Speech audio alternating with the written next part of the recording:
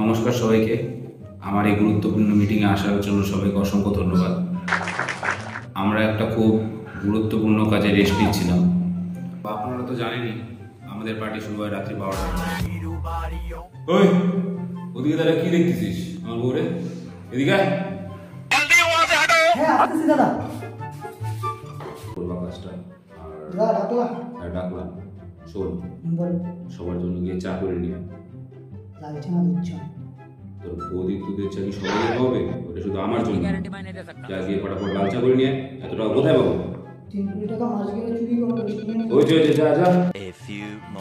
তোকে যে বলছিলাম দাদা আমার ডাক দিলেই তুই ফটো তুলবি, আমার যে চানকে ডাক দিছিল ফটো তুলছিস? হ্যাঁ তুলছি, দেখ না তুই দেখে দাঁড়া আছে।